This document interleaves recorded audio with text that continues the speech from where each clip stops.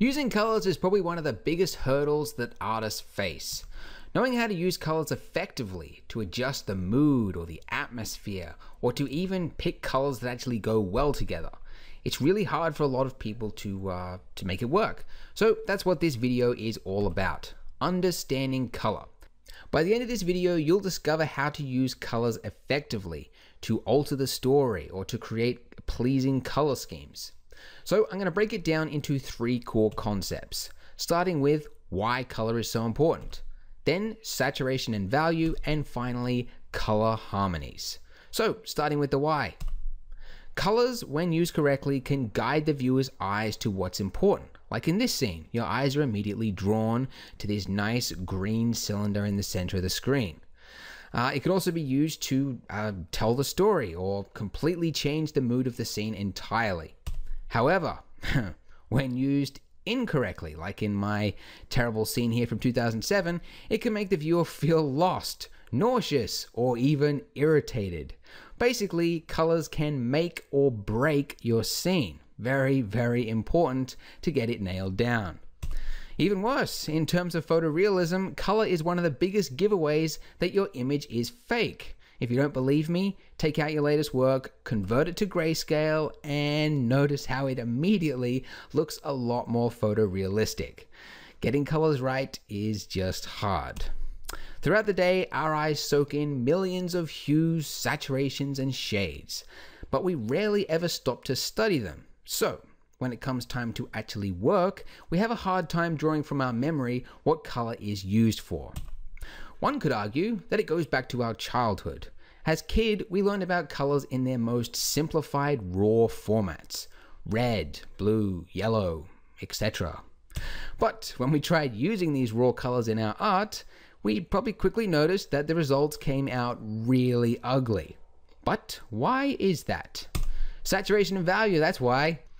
Saturation is the intensity or purity of the color, and it's one of the biggest culprits when it comes to ugly color work. The second is value, which refers to the brightness or the darkness of the color. So let's have a look at these. On the left here, 100% saturation, really hard to look at.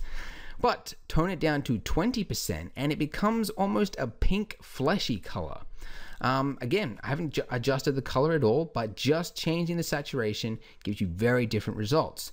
Let's try it again with value. 100% on the left, 20% on the right. You can almost barely see it. So that's adjusting the brightness of the color basically. So you can see that it now looks more like a muddy brown than a red. Now, if you had to tweak both of these, the saturation and the value, you can see that you can create a whole plethora of different shades. All from just one raw color at the start, as is demonstrated in this painting. I'm fairly certain that the only color used in this painting is red. So just mixing it with white and black, changing the saturation and the value, able to create an entire image from just one color. Very interesting. Now, in the CG world, saturation is probably one of the biggest offenders. A lot of artists choose highly saturated colors because they think it will make the result look much better. But really it couldn't be further from the truth. Highly saturated colors not only look incredibly fake, but using saturated colors everywhere gives your eyes nowhere to rest, which is really important in an image. So having a look at this, you can see staring at it for too long, it becomes a little bit irritating. So desaturated areas of your scene are very, very important. But that's not to say that bright saturated colors are all bad. In this example, you can see that your eyes are automatically drawn to the red, bright mountains in the background there. That was deliberate. That can be used as a compositional element. So your eyes are following back and forth along the same path as the camels are traveling. Very cool. And in this image, it's pretty clear that the artist wanted you to notice those flowers. It's also called wild poppies, which is kind of a giveaway. But the red, highly fluorescent color of them, it almost jumps off the screen at you. So really startling, and probably the one element that you'll remember this image for. And it can also be used for storytelling. Throughout history, if you have a look at a lot of paintings, Jesus is always wearing red. And that's basically to focus the attention on him and also to make him look powerful and mighty. And in terms of cartoons, highly saturated or bright colors can actually work in your favor because it can immediately note to the viewer that they're looking at something which is fake, and it really plays to its surreal, unrealistic qualities. Brightness and saturation can even adjust your mood. If you remember at the start of Up, the colors were very vibrant. There was a lot of oranges, there was pinks, fluorescent grass, and really, really vibrant colors. This was to signify the joyous, happy moment in their lives. But then it later turned to sadness, and the colors immediately changed to very desaturated tones. A lot of grays, a lot of browns. And if you have a look at that image on the right there, I mean, there's almost really no color at all. I mean, it's just a little bit of blue, kind of some brown in there, but nearly all desaturated. So that helps you to feel the coldness and the loneliness that the characters are experiencing. This same effect was used at the start of The Incredibles and as well as The Matrix. Color is a really powerful mood changer, and it's used a lot in Hollywood as well as video games, which is why Call of Duty is completely desaturated almost. It can also be used for composition. So having a look at this image, your eyes are probably automatically drawn into the background there where there is some dudes wearing some gnarly red pants. So it's guiding your eyes from the foreground to the background just by having something highly saturated. So very important. A similar effect can be seen right here.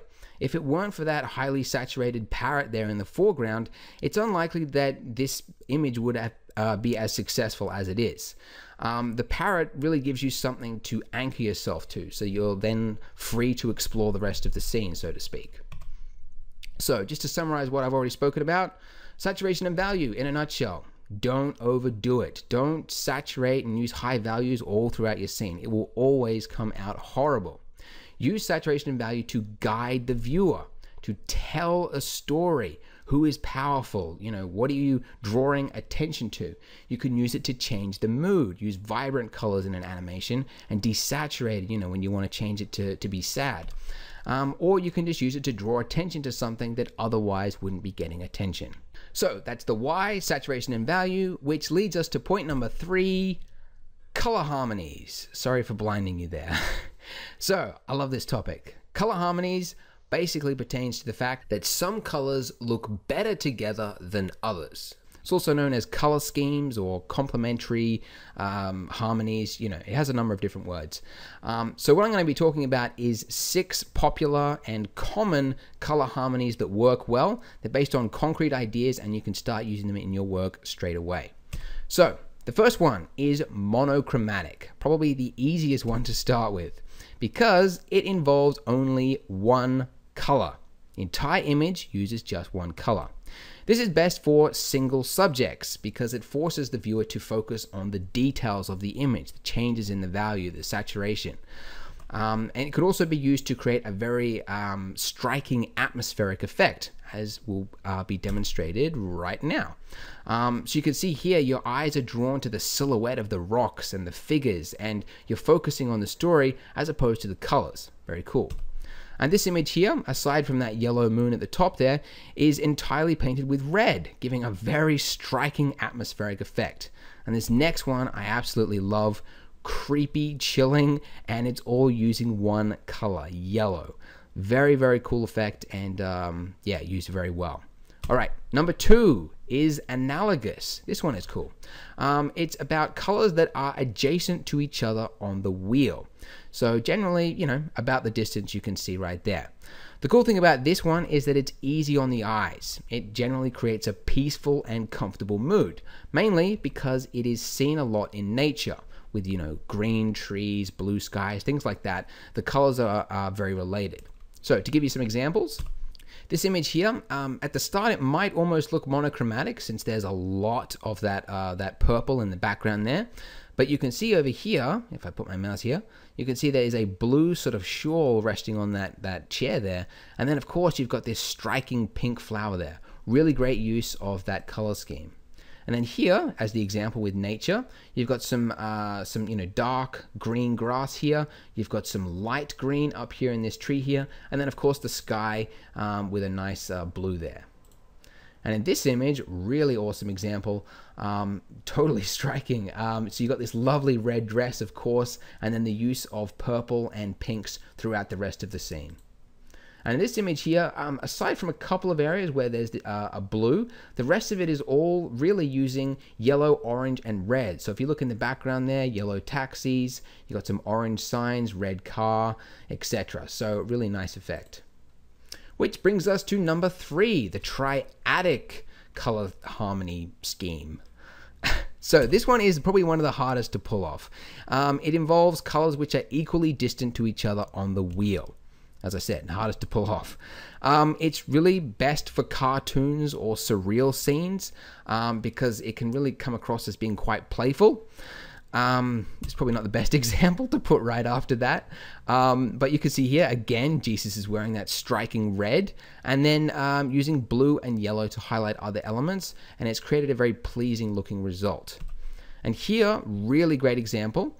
It doesn't have to be just the primary colors, by the way. The triadic can be, as I said, equally distant to each other on the color wheel. So this one is using mainly orange, green, and blues. And you can see it's a really great effect. It comes across really cheerfully and yeah, just really nice. All right, number 4, complementary. This one is probably one I'm sure you've all heard of before. It's basically colors that are opposing each other on the wheel. So it's very, very popular. A lot of artwork, not only today, but throughout history, use complementary color schemes. It's just naturally pleasing to the eye. Colors that are opposite to each other on the wheel just look better. I mean, they just look nice next to each other. But something that a lot of people don't mention is that you shouldn't use both colors equally. Like you shouldn't use 50% green and 50% red. You should be using one color predominantly, generally the weaker color. So in this case, if you're using green and red, you'd be using the green the most. So you'd be using that for like most of the scene and then using some splashes of red. So, you know, like some really desaturated greens and then some, you know, saturated areas of red. Have a look at some examples. Here we go. Very similar to the movie Brave, I think. You could see a lot of green. She's wearing a nice green dress there, a lot of green along the grass there. And then, of course, this red shawl, her red hair, and the sunset and everything else there, creating a really nice scheme. Here, this one is a lot harder to notice since it looks almost monochromatic.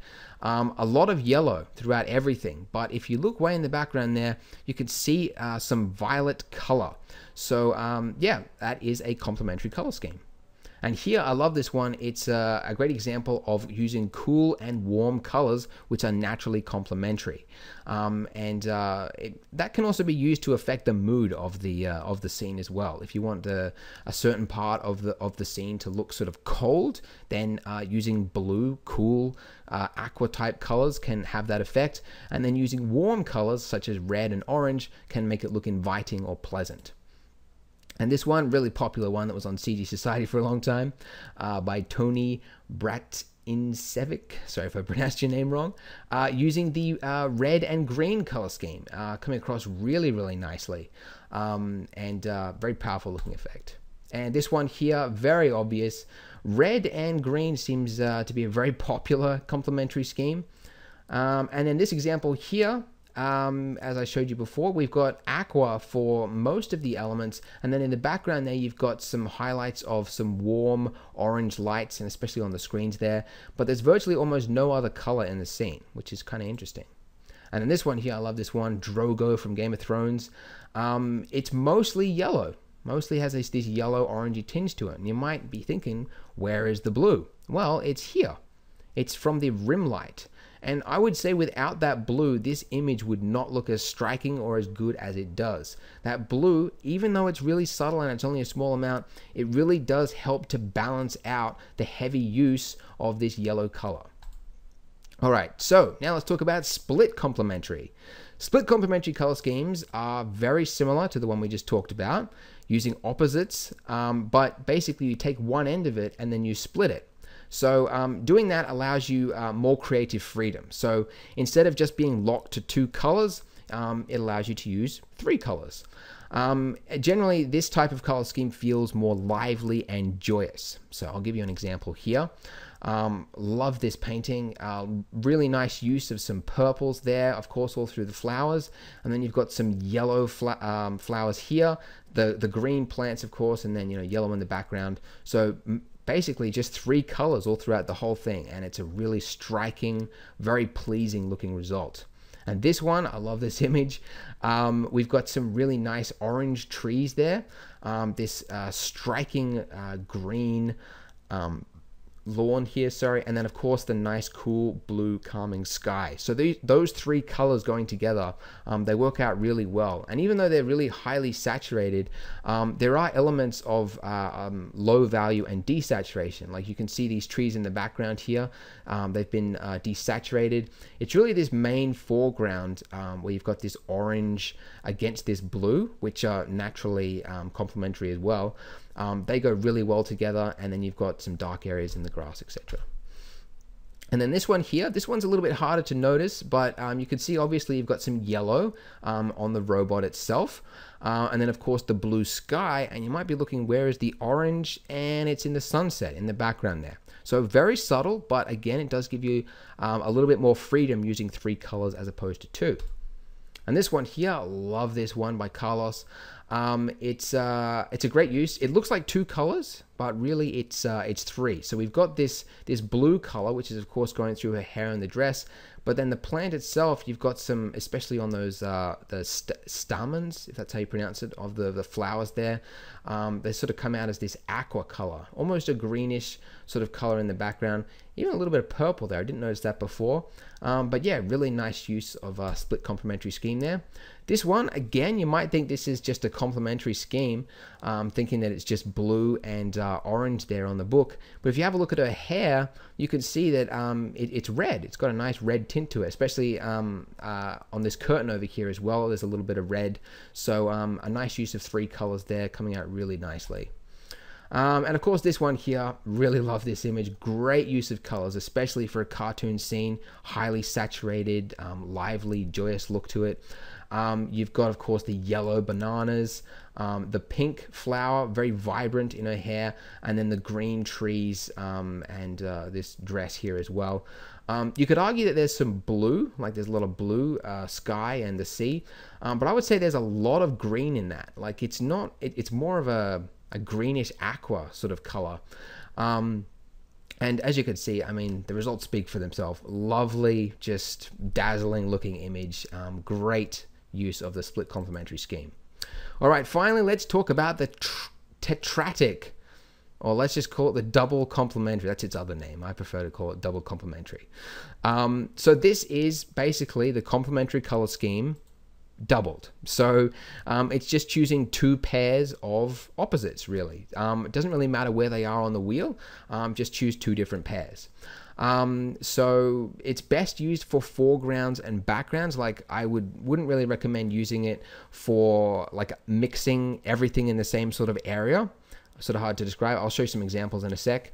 But like, for example, using the foreground, you might want to have, you know, 1 pair, and then way in the background, maybe balance another pair. Never ever use 25% of each. Like what I said before about using complementary colors, don't use 50-50. Same with this. If you use 25% of each, it would just look horrible. It's just chaos. So you want to have, you know, some like the weak colors, use them primarily, and then use the splashes of the brighter colors. Hard to pull off, but it can produce some pretty pleasing looking results.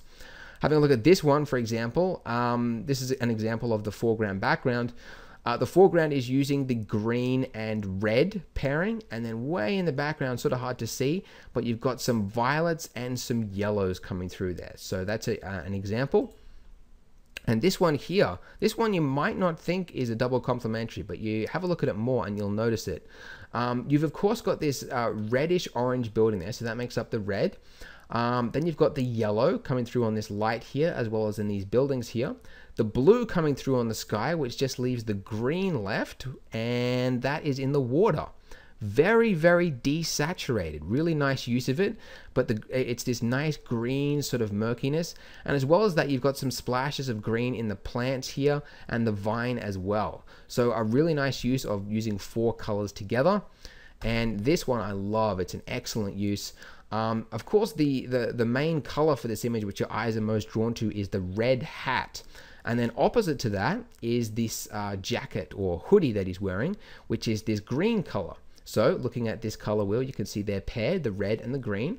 So where's the other two colors? In the background. You can see the background, mostly blue with some little yellow bokeh effect lights in the background there. So again, that's foreground, background, just pairing the two. Foreground's paired and the background is paired, creating a really nice, pleasing result. And then finally, to leave on this one you probably wouldn't think is using 4 colors, but again, it is there. So there is a lot of blue, but you can see that there's a difference. You've got this aqua, greenish, bright blue, and then you've got this deep, sort of murky blue. So those are the 2 different blues there. And then you've got this nice blonde, yellowy hair here, and that goes in really well with that deep blue. So those are nice complementary colors. And then the skin is this more warmer orangish color, and you've got even some red lips there as well. And that goes balancing this aqua color, which is going into her mermaid tail there. Really nice use of it. Those nice, vibrant, funky colors again really plays to the surreal qualities of a cartoon render. So that's it. To summarize this whole video, saturation, use it sparingly, not over the whole thing. Use it to highlight the areas of interest and to help tell a story. Think about the overall image. Values. Use values of high contrast to draw attention to things. So that's basically brightness versus darkness. And then talking about the color harmonies, these are the 6 again. First, monochromatic, which is 1 color. 2, analogous, using adjacent colors. Triadic, using equally distant colors, 3 of them. Complementary, opposing colors on the wheel. Split complementary, 1 complementary and extended. And then finally the double complementary, just the 2 pairs of opposing colors. So that's pretty much it, guys. I'd leave on one final note, and that is don't stress. Colors can be really fun. It can be stressful when you're experimenting and you're trying to play with it and trying to make something that works. It sometimes does just take a lot of practice to come up and have develop an eye for seeing a combination that will actually work with your scene, especially with 3D scenes where you've got a lot of different shading as well as bounce lighting and stuff like that, and that can kind of mess up your scheme sometimes. So just basically have fun with it. It can be fun provided you don't stress, and just enjoy the process of learning the colors. If you wanted the notes for this presentation as well, they're up on Blender Guru, and as well as that, I provided some resources. So some sites where you can read up more on some color schemes, as well as some programs which will help you develop some color schemes. And finally, special thanks to all of these artists who were nice enough to let me use it in this presentation. Big thanks to all of you. That's it from me, guys. I hope you enjoyed this video. Have fun with colors, and I'll see you next time. Bye.